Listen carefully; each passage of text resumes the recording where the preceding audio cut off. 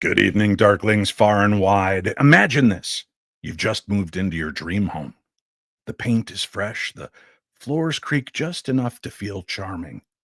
Until one night, those creaks sound more like wails from the walls and footsteps coming towards you down the halls. The shadows in the corner of the room seem darker, heavier, and you wake to whispers in the dead of night when no one's there. Is your mind playing tricks on you, or is your new safe haven turning into more of a hellscape? Tonight, we're peeling back the wallpaper of mystery and fear, exploring the stories that homes hold in their walls and the unseen tenants who refuse to leave. Experts Violet Wisdom and Margie K have written How to Research a Haunted House, a guide that unearths the secrets of the past and teaches you how to face the spirits of your who lived there before you? What tragedies, secrets, or energies linger in the rooms you now call your own? And more importantly, what can you do about it? Violet and Margie are going to take us through the methods to uncover hidden histories and identify the nature of the hauntings. And they'll reveal why moving might not be the only answer.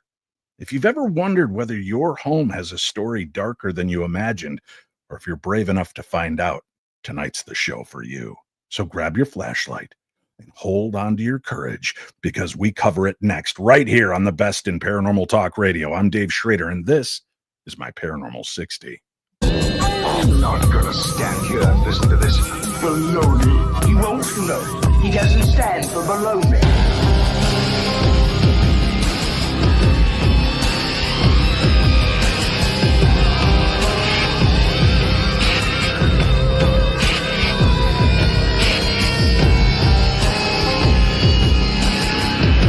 Sounds like a lot of supernatural baloney to me. Supernatural, perhaps. Baloney, perhaps not. Well, good evening, my darklings. Thank you again for joining me here on the Paranormal 60. Just a couple of quick announcements to make before we go into the program. I want to thank everybody for their patience and understanding. The last few weeks have been very strange. I'm on a new medication, and one of the possible side effects is to make you feel like you're dying. And it happened 2 weeks ago. And then last week, Tuesday, both Winnie and my daughter Ripley got sick as dogs. Then Wednesday rolled around and it hit me again. Now, logically, it seems like, well, I take my medication Monday, maybe by Wednesday it's setting in. However, because of Winnie and Ripley dealing with it last Tuesday, I'm still not certain what I'm going through. But I took my shot today. I'm going to know Wednesday. Hopefully, I'll be here live for the paranormal news. If not, I promise we will try to do it, get together Thursday. I do want to make a quick mention, though. I appreciate all the messages and concern. And on the rare instance when I can't do the show, I will make it up to you. I promise you that. As you know, I usually have something locked and loaded to slide in there. And unfortunately, last week I was caught totally off guard. I woke up Wednesday morning. I felt fine. By noon, I collapsed. That was it. I felt like death warmed over, and it didn't get any better from there out. So Thursday, I'm back on my feet and feeling great. So like I said, if we have to, we push it to Thursday this week, but we're aiming for Wednesday night's supernatural news, and we'll try to get together and do that. Friday, we've got a bonus show. Why, Dave? Why would you have a bonus show this week on the program? Well, it's a great question because it's my birthday on Friday, November 22nd. No longer has to be relegated to just remembering a Kennedy that was assassinated. I mean, he's had his time. Now it's my time to shine. So let's just all get together and have some fun. Joining me on the program, we have medium Scotty Davis. So for those of you sending in your Dear Dave and Scotty emails, we'll be reading those and addressing those on the program. And we're going to be joined by another very special guest star, medium psychic Sarah Lemos will be joining us on Friday to celebrate my birthday. Have a little fun with us as we read emails. So again, if you have any questions regarding any aspect of the paranormal, from strange cryptid encounters to your own maybe story of a Ouija board, worrying that you're possessed or that your house is haunted, well, we might have some answers for you on that too. You can email me, Dave at paranormal60.com. That's Dave at paranormal60.com. And we'll be reading those emails on this week's show. And continue to send them in to me, even if you miss this week's show, because at least once a month, Scotty and I are going to get together and do a little episode like this where we'll answer your emails and have a little fun going back and forth. But that's not all the good news with Scotty and Sarah. Many of you have been on to me saying, Dave, when are we doing a Palmer House event again? Dave, when are we going to be back at the Haunted Palmer House in Minnesota? Well, I heard you. And we're going back. As a matter of fact, we're going back this March 27th through the 30th. The Paranormal 60 presents your Paranormal Science Fair. That's right. It'll be Scott Davis, Kevin Swanson, Sarah Lomos, and me, Dave Schrader. We're going to be there for an entire weekend. We've got brand new experiments, brand new presentations. And I think you guys are going to really like this. If you are wanting to figure out how to tap into your own abilities, to go into an investigation or understand a location, wherever you are, we've got two of the best teachers on hand. Scotty and Sarah will be there. Plus, there's 2 gallery sessions that'll be taking place Friday morning. Sarah Lemos will be leading a 2-hour gallery session. Saturday, Scotty Davis will be leading one. There's ghost hunts both Friday and Saturday night. We will be involving new techniques and capabilities, and we're looking forward to seeing you there. Tickets will be on sale starting tomorrow, Tuesday. So for those of you listening right now to the podcast version, I don't know why I held my hand up to my ear like I'm talking on a phone, because if you're listening to the podcast version, you might be listening through your phone, but you're probably not holding it like this. Anyway, you'll be able to listen tomorrow on the podcast version. You can go check out darknessevents.com. Join me and Sarah, Scotty, Kevin for an entire fun weekend here in Minnesota at the Palmer House. And I waited till the end of March. So we're beginning spring. You're past all the yuck. We're going to have some fun. And I hope that you'll come on out and see me and be a part of that. Okay. I think that covers just about everything we need to get going, because I want to get into tonight's topic. Our guests joining us now have written a new book, just came out, How to Research a Haunted House, for homeowners, renters, investors, and paranormal investigators. So joining us on the program this evening, we've got Margie K and Violet Wisdom. Ladies, thank you so much for being here this evening. Well, thank you for having us, Dave. Thank you. My pleasure. When I saw that you released this book, I was excited because I don't know that there's been a book out there like this that would give people this insight. There's plenty of books on how to investigate, how to be a psychic investigator, how to be an investigator and be a witch, how to investigate, make really good PB&J sandwiches. But I don't know that there's a story or a book out there that really kind of goes into this for all the different angles. So I appreciate it. And there's always questions about the legalities and what is needed to be disclosed to buyers and sellers, and how do we go about finding information that's not disclosed. So this book is coming at a perfect time, and I appreciate you bringing this to us. So maybe just to give a little introduction to the audience, we can start off. Margie, let people know a little bit about who you are and why you thought this project was important enough to put in book form and release out there. Well, I've been doing investigations for about 40 years. I became interested in it as a kid. And then when I was a little bit older, I got into the investigation part. And I'm a writer. This is my 15th book. Of course, I've got, I'm a host of a radio show, and I, discuss paranormal.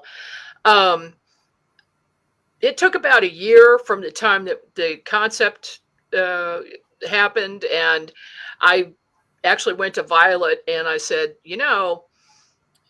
I really think I need to do a book on investigating, but there's a certain house that I need to have researched.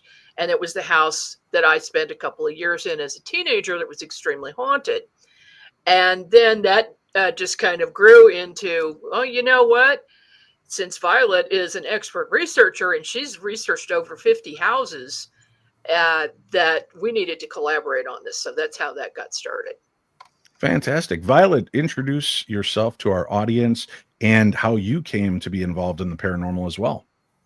So, hi, I'm Violet Wisdom, and I have been working with Margie since 2016. We've been working together on various projects, and some of it actually started more on the historic preservation side. And then I started working with her network. And she gives me a lot of really great opportunities to do some fun research. I find that very few people realize they can do this research themselves, that they can really get a lot of answers. I also find that people that are interested, which So many are, especially if they have something odd going on in the house. They want to know, is there something about the history of the house? That's the first thing you hear. You know, when you see someone make a post or send an email or something about, you know, I've got this house and there's this weird thing happening. I heard maybe this happened here in the past, or I wonder if something like that happened in the past. To find out, I'm going to tell you something that's going to make a lot of people a little bit sad. You can't just get on the internet and search for it. All the answers are not on the internet. There's a lot of legwork that goes on in libraries and using microfilm and going to societies and knowing how to actually do this research. Even just finding out who the owners are, sometimes that means you're going to spend a couple hours every day for a week going through actual physical books of deed transfers at the county's office. So, but that doesn't mean it can't be done. And I've, like Margie said, I've done 50 of these so far, over 50 research projects so far, and they can all be done. It's just whether you want to get it done in a couple months or a couple years. That's up to you. Right. You know, I worked for 5 years behind the scenes for Ghost Adventures TV series as a location scout. So part of my job was researching the locations. And, you know, we obviously, we start with the internet and we type in the Palmer House Hotel, Minnesota, to get the basics.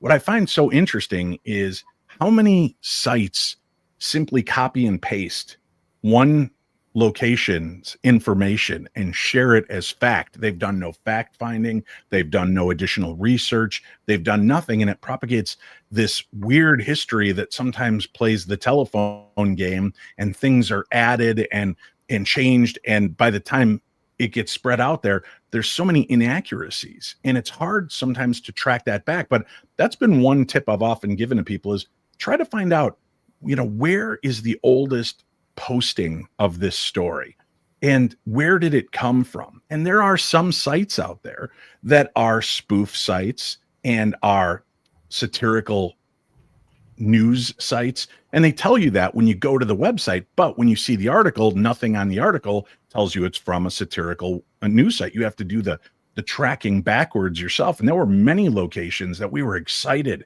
to get access to. And as I started digging in, I realized, wow, a lot of these stories are complete and utter garbage. And they've been proven inaccurate multiple times by multiple organizations. And those things fall apart. But the best part to me was when all of that would go away and they're left in the dust, was that gleaming gem of real information that everybody missed, everybody passed over. And, you know, there's something to this legend and lore, and getting into that and then letting that come to life and breathe. That's always really exciting for me. So I, like you, I enjoy the history and digging deep to try to understand what really took place. And you're right, on the internet, not as easy as people think it is to find all the information you want. It's not. And I love the points that you make, because I'll give you an example. There was a particular house I was hired to do the entire history on. And the reason I was hired is because, and I share this in the book, when the people bought it, they were told it was the home of someone very famous in the area. Mm-hmm. And I always warn people before I get there, we have a lot of myths and legends and stories. Don't overly attach yourself to that, especially with famous people. I'm going to find something really neat. So I get there, look at the house. I know about this local person. He was dead at least 20 years before this house was built. I can tell by the architecture. When I go to the County Historical Society and I walk in and tell them which property I'm researching, they immediately, that famous person everyone thinks lived there, never lived there. I said, it's okay. I know. I know. We found some amazing stories about the house, none of them which involved that person. But, you know, we're talking 60 pages worth of fantastic historical information and lots of other local famous people that they didn't even know had lived in their house. So, yeah, it's, even if you're being sent out to look into it because there's this one story that we've all become attached to, don't be afraid to become reattached to the real story. I think that's great. And, it reminds me of a few instances where it's interesting when you go and you let somebody at a historical society or the library know what you're doing. A lot of times they'll stand back and watch what you're doing, how you're doing what you're doing. And when they come up to, oh, what are you finding? They already know what you're finding. They know the bad streams and the ways that you're being taken down rabbit holes. And I found that when I go, well, I'm finding a lot of stuff that just doesn't seem to add up. They're like, oh, really? Like what? And then I'll tell them a few of the nuggets that don't seem to actually fit the historical relevance of this time or that. And they're like, yeah, you know what you might want to look into? It's like once they realize you're going to go push past the fluff, they start spoon feeding you. And I've had some of these ladies that have worked at the libraries and the historical societies come up, and the one lady came over and she dropped a picture in front of me and she goes, you might find that interesting. And I'm looking at it. I'm trying to figure out why I would find it interesting. And then I start using a magnifying glass and, oh my God, this picture's from the late 1800s and there's a ghost in this photograph. And I'm like, am I seeing a ghost? And she goes, sure looks like it, doesn't it? And I'm like, holy cow, how is this possible? And they do know, a lot of the historians know the real story. And if they know that you care and that you're there to tell the real story, it's amazing how some of them will just open up like a flower and let you enter into their world. And it's like Bridge to Terabithia, right? Suddenly you've got the Pandora's box open and all this amazing stuff comes out for you. Yeah. And most historians really love doing that research. So if you let them be a part of the process, it's going to get done quite twice as fast and everyone's going to have a good time. Yeah, that's remarkable. Margie, I'm curious. So many people will do their initial walkthrough and they're looking to buy a home. And they'll get a bad vibe or bad feeling. And, like Violet said, it's not real easy to always be able to just go in and dig up information about that address. Right. I've always kind of been of the mind, if you go in on your initial walkthrough and feel icky, maybe just don't buy that house. You don't have to worry about the research. Just don't buy that house. Where do you come down on that? That's one of the things I say in the book. If your gut instinct tells you, or you get the heebie-jeebies when you walk in the house, or there's a cold breeze that just goes through your entire body, like something's walking through, that's a warning right there. You might be walking into something, so you might want to consider looking elsewhere. Yeah, I've told a few friends that have told me, boy, I feel like, Dave, I feel like this was a murder house at some point. I'm like, why would you say that? They're like, this sense was so oppressive in the house, but I can't find anything. I said, you can go out and get a cheap black light when you're walking around. Just start looking in the basement, start looking on the ceiling, because if somebody was murdered, there might be blood that leaked through. You're going to get kind of it. And they're like, are you kidding me right now? I'm like, no, it's very simple to do your own little detective work when you're doing this, and just tell them I'd like to do a quick walkthrough and look around. I mean, there's a lot of fluids that may be around a house, so be prepared. You might be a little shocked. It's not all blood, but there are some weird things you can do. I when we were working way back when with the Lizzie Borden house, I can't remember what show it was. They were like, yeah, we just don't know an interesting angle. And I said, I've always thought if you could get some luminol and spray it underneath where the couch is in that living room, I bet it's going to light up like a Christmas tree. And they're like, all these years later? I'm like, sure, because I bet they clean the top, but that blood soaks through that wood, and especially with the heinous injuries. And they went in and I remember getting the phone call and they're like, dude, you're not going to believe this. And not only did they find it there, they found where there was a notch in the wall where perhaps the bowl of water was put, where Lizzie or whoever the perpetrator was may have washed off because there was blood slapped around in there. It's really, really kind of interesting that, there are some very basic scientific things you can do to look at a place. But yeah, if you feel like you're walking in a murder home, that's probably not the place you want to raise your children anyway. Even if you can find no proof of it, maybe just go down the block and look at someplace else. Yeah, the human body is a natural receptor and a natural little warning for you. If you get goosebumps or feel that coldness go through that there's no explanation for, I would turn around and walk out. Now, when we decide that this is a place that, I bought, I liked it, now something starts to feel off. what is the best route? I mean, should you start reaching out to the former owner to question them? Do you talk to the real estate agent to question them?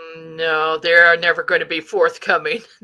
There, there's a thing called disclosure, which really doesn't apply in very many states, but they will feel like it's non-disclosure. So if something really negative happened in the house, or if they left because it was haunted, they're not going to tell you.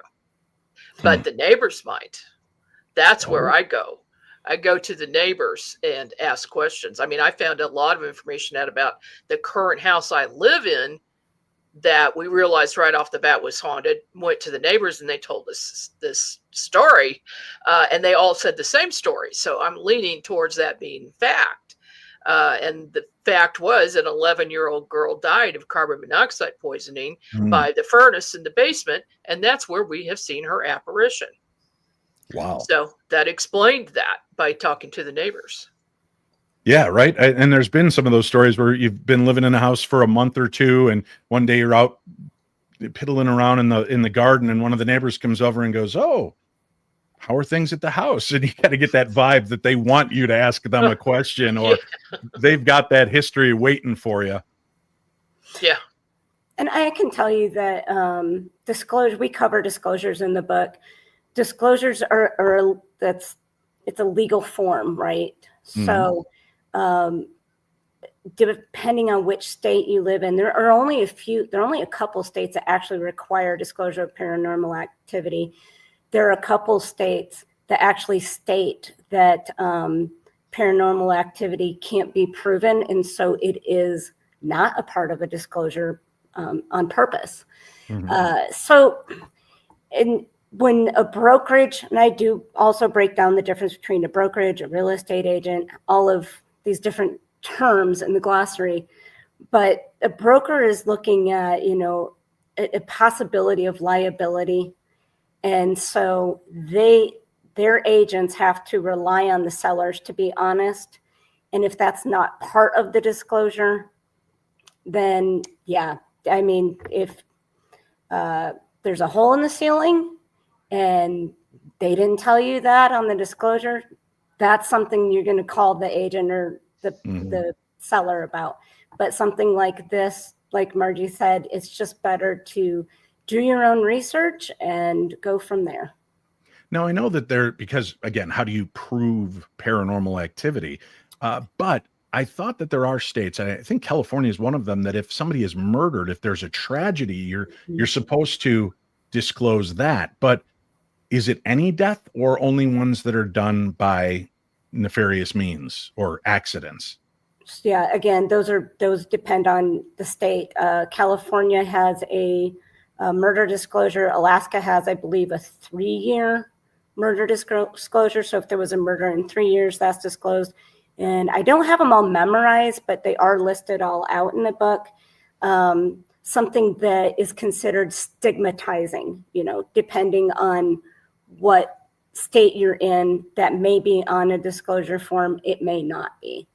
But the rule of thumb is, because people are going to talk to the neighbor, if it's something that has been fairly recent, not something that happened in 1950 that everyone's forgotten about, something that is definitely fresh on people's mind, it's best to just let that be known, because nobody wants to feel like they were not told. So it's just best to disclose it. And we do have a link for the book, ladies and gentlemen, on today's program guide. So if you're watching us live, it's on most of the social media or the YouTube page, How to Research a Haunted House. We have a link for the book in the program guide. We also have links up so that you can find Margie and Violet and follow them as well. And Margie is the president of the Onyx Network. And if you want more paranormal than you know what to do with, then check out the Onyx Network and be a part of them. Be able to listen in, tune in, check out all the different great hosts and subjects and topics that they cover. And there's all that information on the links that we provide for the ladies on tonight's program as well.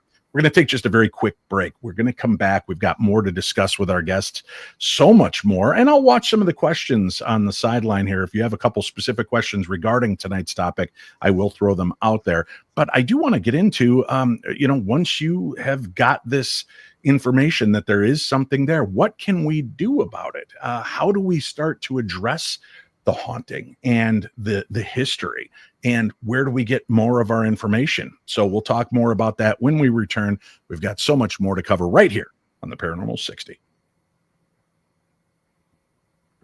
Did you know that radio just got a little extraterrestrial? That's right, Dave Schrader is back on radio with the Paranormal 360 every Sunday evening, 7 to 9 p.m. Central on WCCO AM 830, an Odyssey station. Just download the Odyssey app and look for the WCCO logo, follow the station, and listen live. That's the Paranormal 360 on WCCO AM 830, an Odyssey station. All right, we are back, and I've just got an update from the lovely Winnie Schrader. The Paranormal 60 Presents Paranormal Science Fair is up and available right now. So if you head over to darknessevents.com, you'll see this lovely banner. You'll see the link.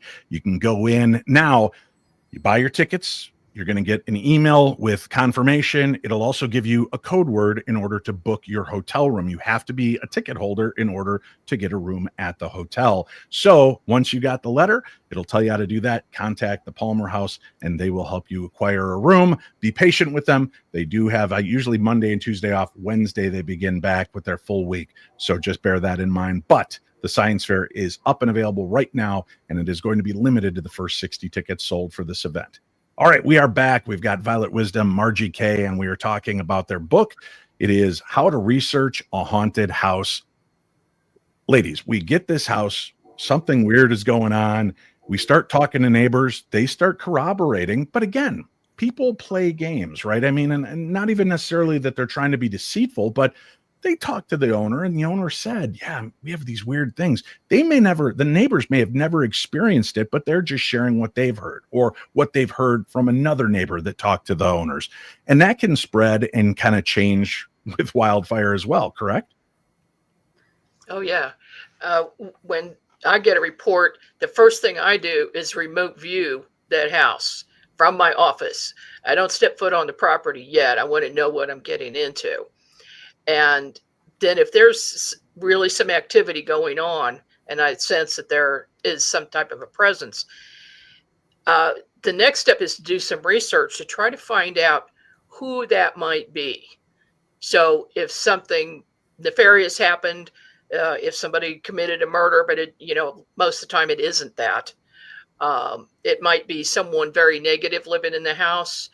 There are any number of things that it could be and entities that it could be. It's usually, in my experience, a human being who has passed on and who is very attached to the house. And they feel like that's their space and they want anybody else coming in. They view them as being trespassers, and they want them gone. So they will do whatever they can, build up strength to do to scare people out. So that is, in my experience, the number one type of haunting that there is. The other number two type is, and probably may even be more often, but that's what I call a time imprint. And that's where you are just viewing a scene that is happening over and over again, which would have been someone who lived in the house and they're going through a daily routine, and you just happen to see them in their bathrobe, going into the bathroom and then coming back out, going in their bedroom. And so the initial thought is when people see that, they think it's a ghost, when in fact, it's really just a time imprint. And that's something that happened in the past. And we think that maybe the walls and the plaster and types of materials that are used in building actually record that like a video would be, or film. Right. So, that's what I'm going to look at first. But if it's very serious, then I definitely want to know the history of the property. and I will get to digging, or I will ask someone like Violet, who is an expert at digging, to do that part of it. And then I will go back in and deal with the situation. Well, Violet, how do we start to understand the reality of the property as well? I mean, East Coast, I don't think you can throw a rock without hitting some native burial area or historic war site or something tragic that's taken place there, but not every place is haunted. Do we just give in easily to the fact that it is a tainted and scarred area because of its history? Or how do we keep pushing past that to get to the real information? Boy, that's pretty heavy. I believe that there is such a thing as tragic, the emotional pain from tragedy that can sort of linger over time. And so, yeah, that is something we can probably experience here in our own area. We had several border war and Civil War battles. They came through between the 1850s into the actual Civil War time of the 1860s. And then we also have mass burial sites of enslaved people that are not marked. They just, Right. Some people kind of know that they're in this area over here or that area over there.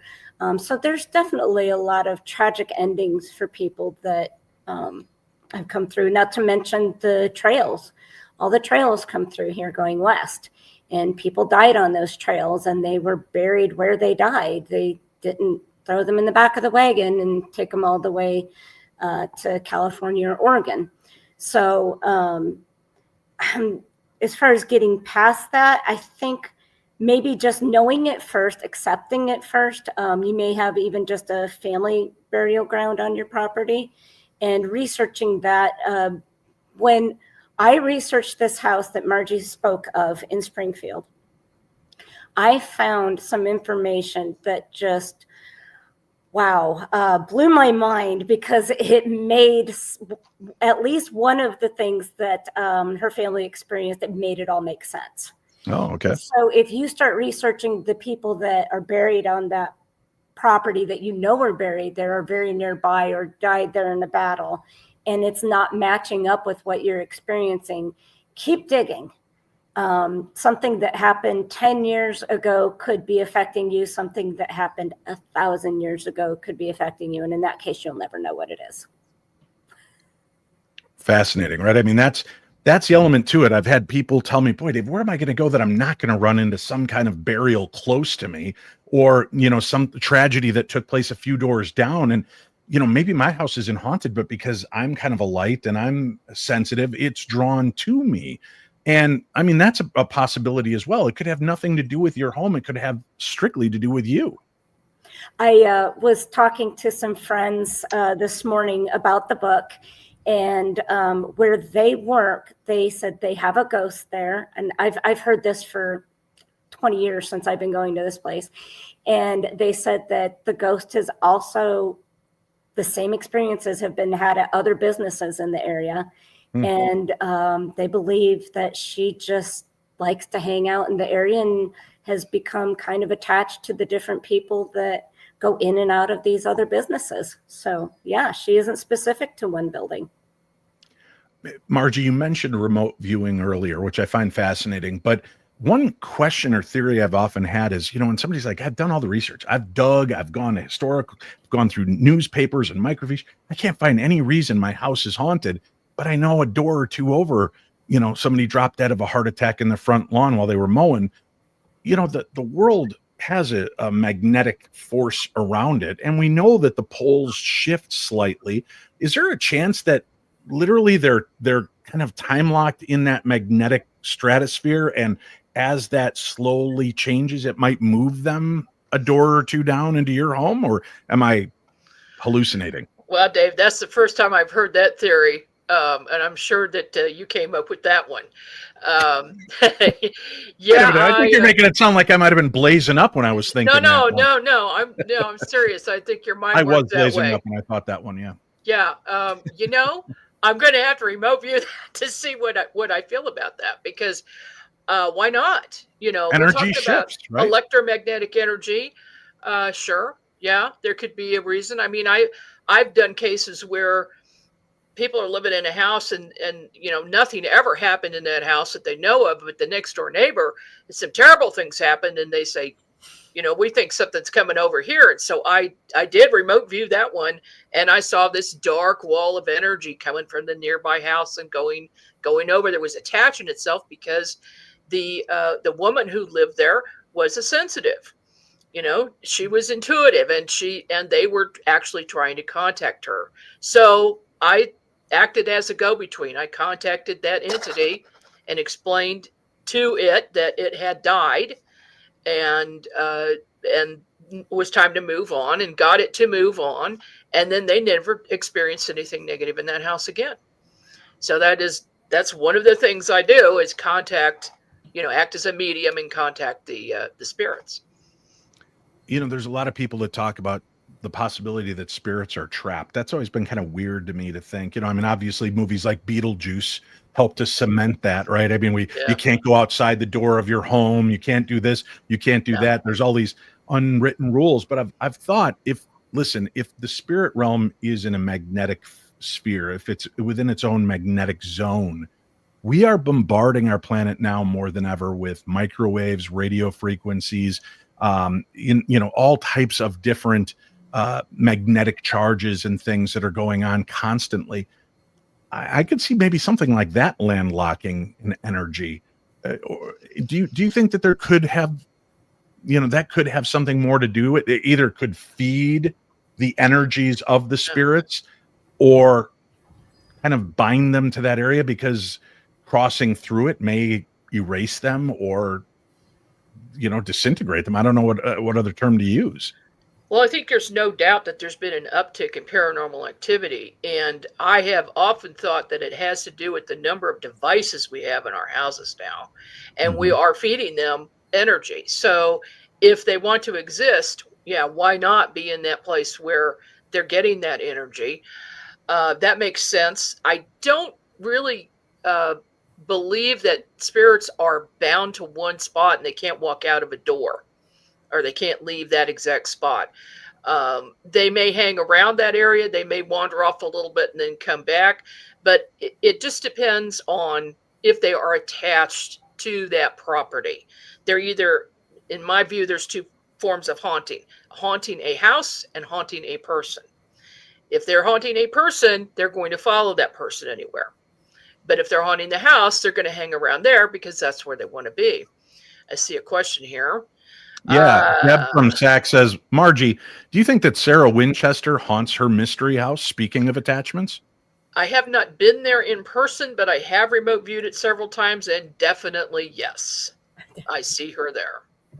Really? So here's this house she continued to build to try to sate the spirits that had died from the Winchester guns all these years, and now her soul is tragically still there. She's very attached to that house. Wow. And I see her hanging around a room like a library with a big fireplace.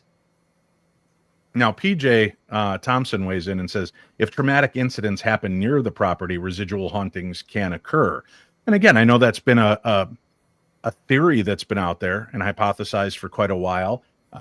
People say, oh gosh, nobody died here, but there was that little girl who was hit by a car, a door or two down. If you're sensitive, you're paying attention, or you're just having that welcoming energy, why wouldn't it come to you? I've often told people, when you go into a paranormal investigation, if you're clutching your rosary and rubbing the bottle of holy water in your pocket, am I going to waste my time trying to get through to you? Because you're kind of putting up the vibe that you're freaked out. And if I've only got a finite amount of energy, I want to kind of go to the person who's looking to communicate, that wants to make their connection or hear what I might have to say. That makes sense. Margie's house, the one that her childhood home that we researched, spent half the amount of the time of research on a house that was near it. because it helped explain some of what was happening in the house she lived in. It wasn't all just from history within her house. It was also from history from another house nearby. Yeah, that is an interesting element to it, right? And if there's bodies of water, right, that people say run, one of the rules that I've heard from different paranormal investigators and people that have worked over the years is that they may not be able to cross over boundaries of water, but if that, like behind my home, I've got a lake, a creek that runs through and runs all the way down the length of the block. They may not be able to cross it, but maybe they're able to be, able to move back and forth among the homes that are here and running off the natural energies of that, energetic waterway and whatever else is naturally there.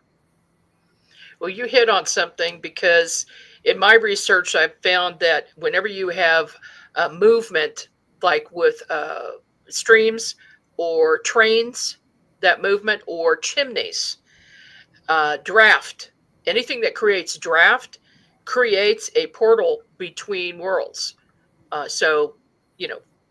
Higher dimensions, there's a portal between. Margie, that's bad news for me. I live in Minnesota, or Minnesota as we like to call it.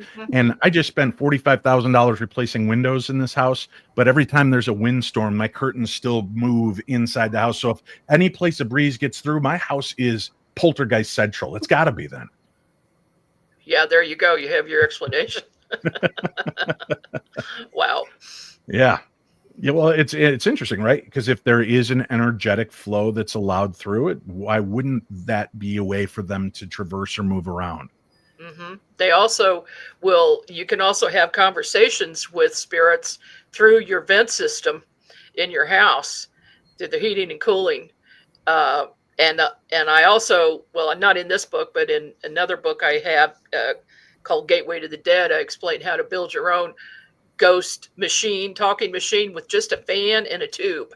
If you put a tube in front of a fan, they can speak from the other side.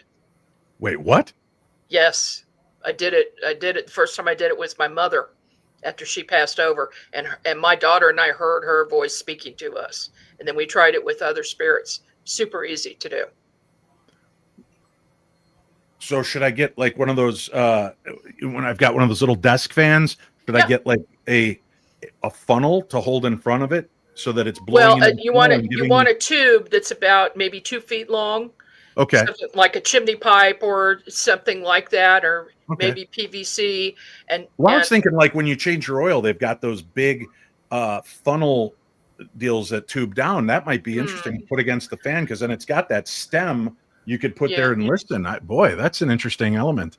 I haven't tried that one, but I'll test that one out too. It's a good idea.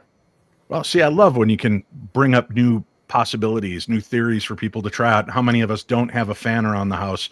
But people, let me remind you, I don't suggest you ghost hunt your home. I think when you start poking that bear, you can open up a door you don't necessarily want to mess with. And you may not be haunted now, but if you start letting them know you're looking, they will make their presence known. That's true. That's so true, Dave. I'm sure you've experienced that. Oh, yeah. Right. I've got people that are, they poke around their house and they're like, oh, it was never really haunted. We started doing EVP and now, but my doors are banging, windows are slamming. I'm like, well, yeah, you turn the light on. Or they're playing with the spirit board and they don't know how to protect themselves. Right. Yeah, you just invited something in. Yeah, that can be tough.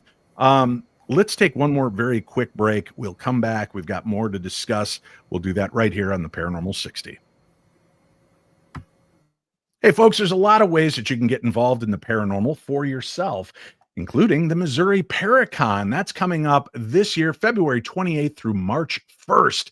It's at the Ameristar Casino Hotel in Kansas City. I will be on hand, and a myriad of amazing guest speakers are going to be there as well. I know my buddy Shane Pittman from the Holzer Files will be on hand. I believe Sarah Lemos, and even more. So if you'd like to come out and hear from your favorite personalities, teachers, authors, researchers, it's time to get out there and start looking for these amazing events. How about the Bucks County Paracon, March 8th? That's March 8th, 2025 in Bucks County, Pennsylvania. That's another event I'll be at. Haunt-Lanta in March 14th through the 16th. You can come on out to Haunt-Lanta and get a chance to meet up for the biggest, best paranormal convention throughout Atlanta. It's your chance. Get on out there, see it, start off the new year in a fun way. How about the Washoe Con? This is going to be taking place April 11th through the 13th in Virginia City, Nevada. The Washoe Club, the Bucket of Blood, so many historic and haunted sites right there in town, and you get a chance to access it with some paranormal investigators, researchers, and historians. So don't wait. Go check out darknessevents.com. That's darknessevents.com. Keep up with all the places I'll be, and I may be coming to your town. So if you'd like to get together, meet, greet, say hi, and investigate, that's the best way to check it out. That's darknessevents.com. All right, we're talking about the book, How to Research a Haunted House, for homeowners, renters, investors, and paranormal investigators. There is a big trend towards people seeking haunted homes now. And it's funny, you go down New Orleans, right, and you walk down their historic streets, and it'll say for sale, and then they've got a red sign that says not haunted, or a red sign that says haunted. So they're helping you find these places, but people love this. How do we know we're not getting snookered that it says it's haunted? We're going to go buy a haunted house, so we've got our own haunted house. I mean, to me, that seems like a pretty kitschy market that we could draw people in. And what do you have to do to prove that it's haunted? Oh boy, yeah, it is a new market. I've seen quite a few for sale. In fact, I just sold one myself that really was haunted. Yeah, I think you have to kind of prove it. Maybe, take some video of what's been going on in the house. I wouldn't just take someone's word for it. I would definitely check it out. Just because something's old doesn't mean it's haunted, Listen, I need bleeding walls and children screaming from the basement, or I'm not buying. I don't know who would want to do that, but there are some people who are a little bit crazy. Oh, there's plenty of people that would want that in their home, right? It's very, very strange.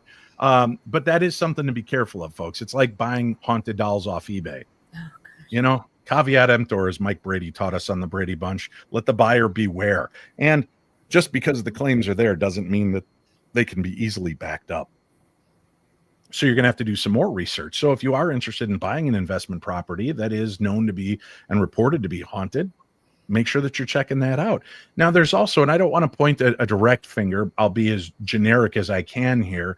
There is a very famous haunted house on the East Coast right now that a new owner that had taken over seems to be having a definite change of personality and change of who they are, and paranoia and frustration and very strange things. So, I mean, I don't want to necessarily give the out that this person is being affected or impacted by the haunting, but it's a well-known haunted place where thousands have gone to investigate.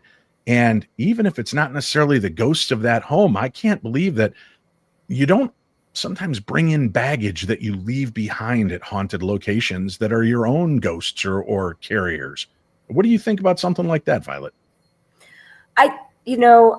That really made me kind of think about if you have a loved one that has recently moved and is having some behavior changes, maybe this is worth taking a look. I don't think I would go to them directly, and necessarily, maybe if they're open to it, maybe go to them directly. But most people, I probably aren't going to want you to say, maybe you're acting like this because of your house. So maybe kind of do some research on your own and see if you can find something that, if there's a history of it, gosh, if it was my loved one, I would want to check that. Right. And I think it's important to be cautious with the questioning that you do put forth, and to remember that, a lot of people move and buy new places because of major upheavals in their life. There may have been a death in my family that changes my financial status, and I have to move to a new location that's smaller, more affordable. So I'm immediately entering into a location kind of carrying my own baggage. If my personality seems to change, it might not necessarily be the home. It could be the depression of moving, of loss, of financial changes and emotional changes.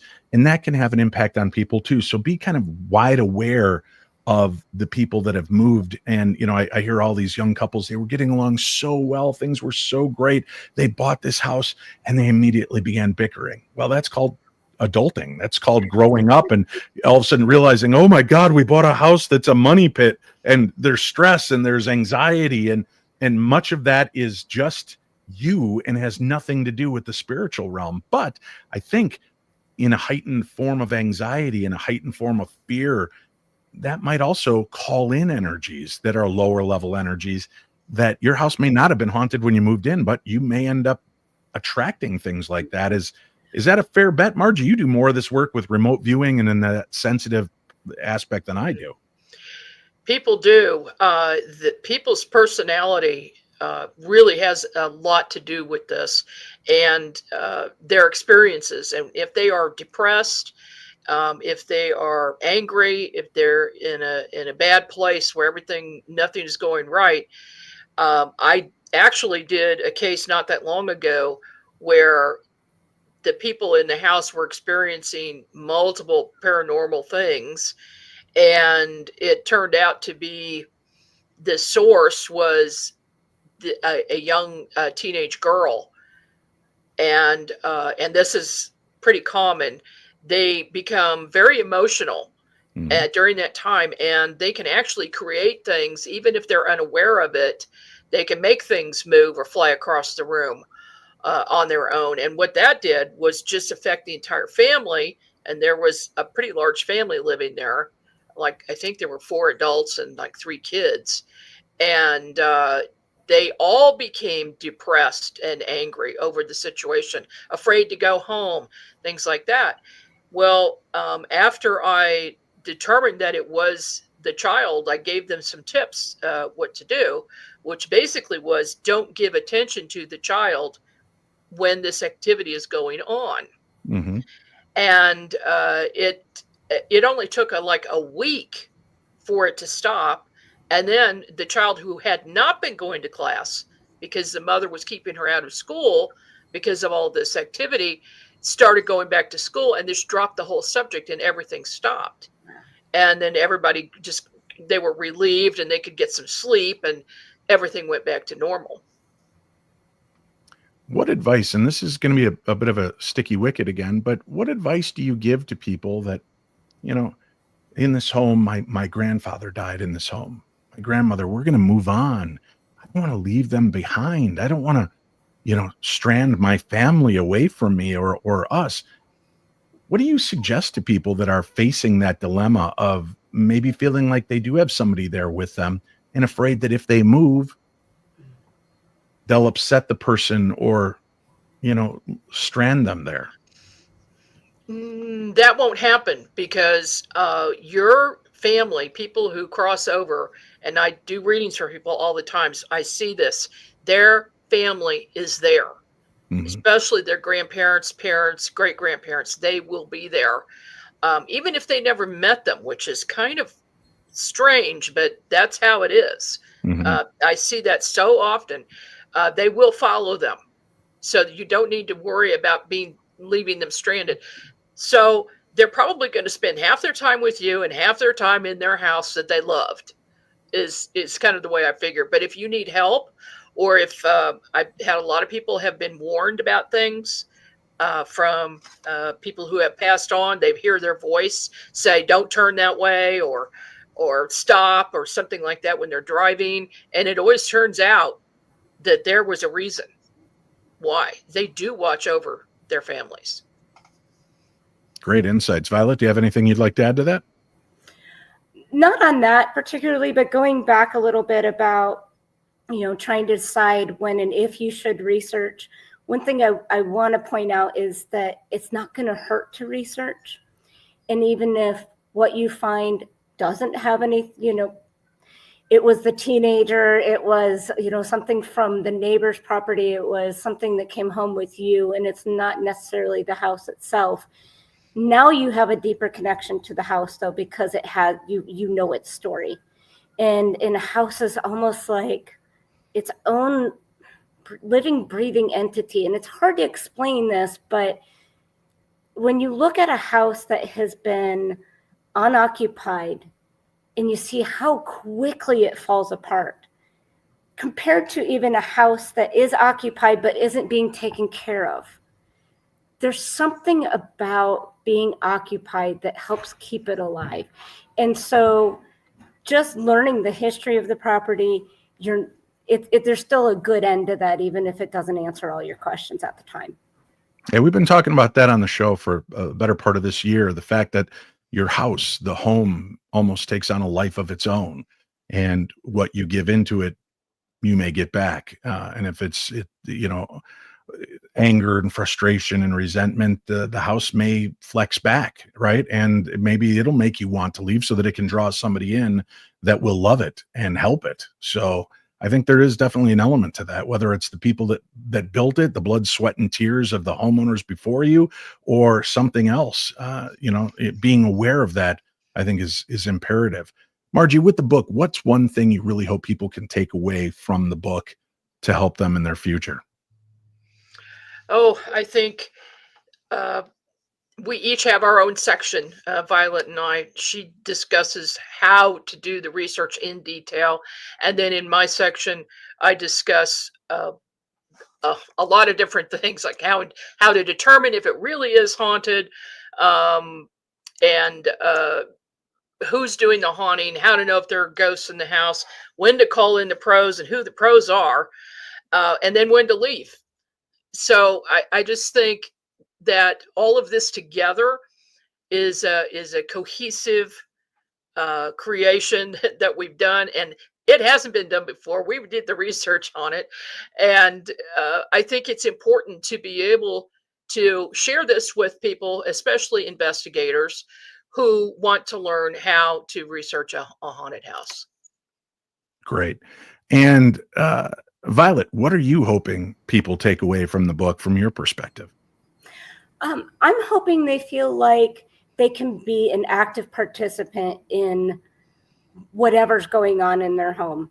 I'm hoping that by having very detailed instructions on how to research the house, it's easier for them.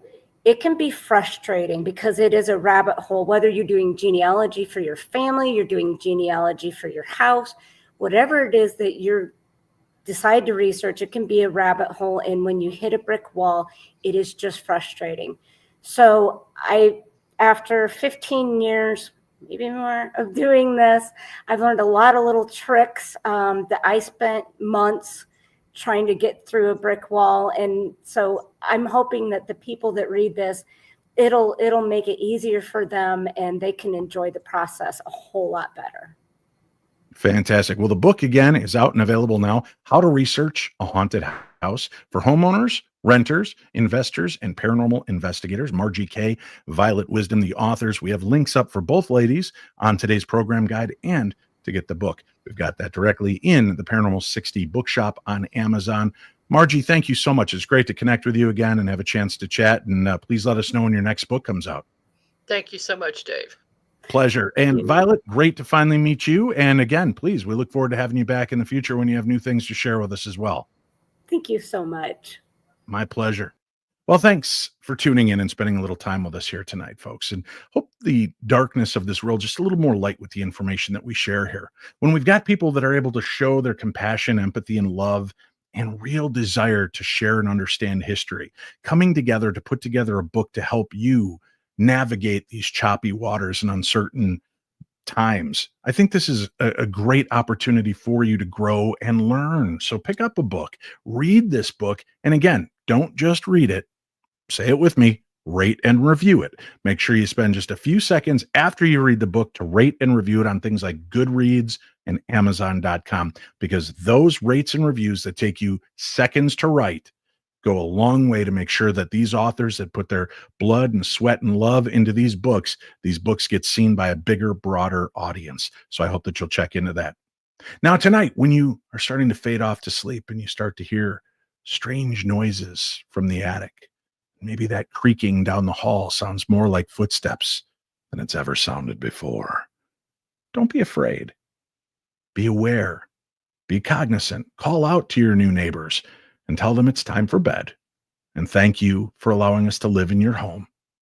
And set boundaries, set rules with those spirits. done that ever since I've been a homeowner and a parent, is I've told these spirits, you leave my kids alone and don't bother me in the bathroom. Those are my only two rules. And I'm here for you in any other way that I can.